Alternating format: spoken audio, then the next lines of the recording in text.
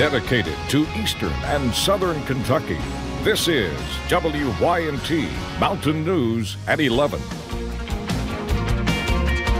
Good evening, I'm Justin Case. Tonight, the hunt is on for the man police say shot and killed a father of two during a robbery attempt. The murder happened early this morning at the A&B Quick Stop in Knox County. Here is video of the man police need your help finding. Just moments before, he raised his gun and shot Gary Medlin, who was running for safety. While police say they have received dozens of leads, none of them have led to an arrest. And tonight we learn a little more about the person he killed.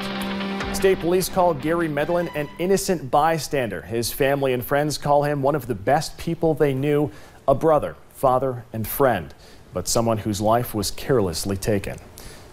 When Gary Medlin died early Wednesday morning, they'll have to grow up without him. His two boys, ages 8 and 2, lost their father. Not ever knowing their dad and what a great one he would have been.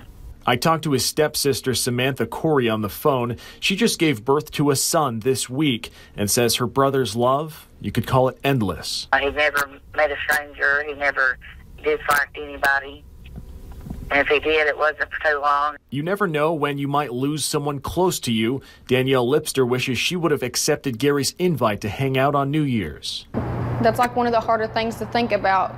He had a way of making people laugh. Him and my cousins actually done us a fashion show in all of our clothes. It's just one of the, that's like, anytime I ever think of Gary, like I always bring that up because I have a video of it. So like he just cracks up about it. And he used to tell me, if you ever post that, I swear I'll come after you and I'll get you. But one thing is certain, those memories will live on. The guy didn't know that he just took a father and a brother and a best friend. His friends and family just wish they had a little more time with the man they considered their best friend. Police continue to follow up on any and all leads in the case. Again, here is the man they need help finding. They have not released his name. If you see him, do not approach him. State police say he is considered dangerous. If you have concerns that he is near you, call police. Now, several people reached out to us thinking an arrest in Laurel County might have been in connection with the murder. Deputies say the call came in as a stolen car in a business parking lot. 3 people were arrested, but investigators do not believe any of them had any involvement in the Knox County robbery and murder. The search is also on tonight for 3 men state police say beat a man. The victim told troopers it happened near Middlesboro. Investigators say the man told them he was riding in a truck with the trio when the trio beat him with a stick and stole $100 in cash. Tonight, a woman led police on a high-speed chase through 3 counties. They say speeds exceeded 100 miles per hour. Prestonsburg police started the chase. They say it started when one of their officers made a traffic stop. Following a sobriety test, they say Jessica Gayhart took off and headed down Highway 80. State police and deputies from other counties joined in on the chase that eventually ended here in Perry County. We were able to successfully deploy tire deflation device, bring the pursuit to a safe end. Gayhart was taken back to Floyd County, where she will be placed in jail. Right now, we do not know the extent of what they will be charging her with. A crash at Bob Amos Park in Pikeville killed 1 person and sent 2 others to the hospital. Police say when they got to the scene, the car had left the road and hit a tree along with a gas line. They do not know how the crash happened. As of now, they have not released the names of the people involved. In Floyd County, Martin City police arrested 3 people today following a traffic stop. Police say it all started because Bradford Hunt failed to use a turn signal while pulled over. Investigators say they found Suboxone pills, half a strip, and a baggie with a crystal substance they believe is meth. Along with Hunt, police also arrested Stephanie Hall and Olivia Johnson. All face multiple drug charges.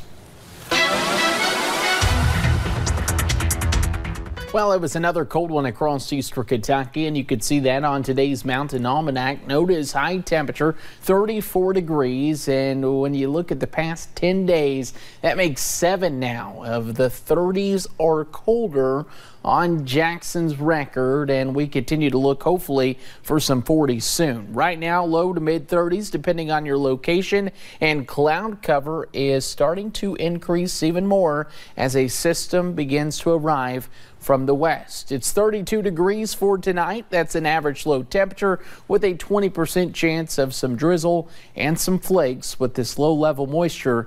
But the topics that we're going to be discussing looking ahead, well, it's going to be those two low pressure systems. The rain chances, they're increasing, and single digit temperatures, they're still likely, Justin. We'll have all those details coming up around 11:17. Andrew, thank you. Parts of Floyd County have been without water, and officials say it will be a little longer before it returns. Officials with Southern Water District tell us 50 customers in Lackey and Wayland do not have water. A contractor is working to repair the issue. They need to replace 300 feet of line. It could be as late as tomorrow night before it is fixed. For now, those needing bottles of water can go to the Wayland Fire Department. Tonight, new allegations against another Republican lawmaker, this time against State Representative Robert Goforth. He just announced his intentions to run for governor. A woman who says she met Goforth around 2008 claims he sexually assaulted her on 2 separate occasions. She made those claims through an online petition. Goforth responded to the claims today in an email to us. In a prepared statement Wednesday, Goforth said he was unmarried when he and Whitaker had a brief consensual relationship. He went on to say the allegations that I assaulted Miss Whitaker are categorically false. I have never assaulted anyone. My wife Ashley and I do not take these allegations lightly and are troubled deeply by them, end quote. Meanwhile, Kentucky Democrats are calling for the resignations of 2 Republican lawmakers after a recent report reveals the new details into allegations of sexual misconduct. The Kentucky Center for Investigative Reporting got a copy of the deposition from a woman who worked for former House Speaker Jeff Hoover. In it, the woman described, quote, nearly daily touching and sexual harassment. The deposition also outlines allegations against Representative Michael Meredith and 2 former representatives. Tomorrow, the debate over pension reform continues in Frankfort. The Public Pensions Working Group is made up of both Republican and Democratic state lawmakers. They first met yesterday. The General Assembly does not meet again until February. Today, House Minority Floor Leader Rocky Adkins made a stop in Hazard to greet supporters. He is one of 4 Democrats who announced they will run for governor this year. You can also watch an in-depth conversation our Steve Hensley had with the gubernatorial candidate today on Issues and Answers, which is tentatively scheduled for Monday, January 28th. Supporters of an Estill County search and rescue dog found shot and killed showed up in court today. The handlers brought their own search dogs in honor of Hunter. Charles Collins is accused of shooting the bloodhound. He was in court today for a hearing. His case has been sent to a grand jury. A GoFundMe account has been set up in memory of Hunter. The money raised will help pay for a new search and rescue dog.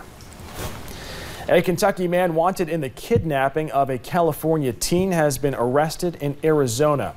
Yavapai Sheriff's officials say Charlie Bentley was taken into custody Sunday night north of Phoenix.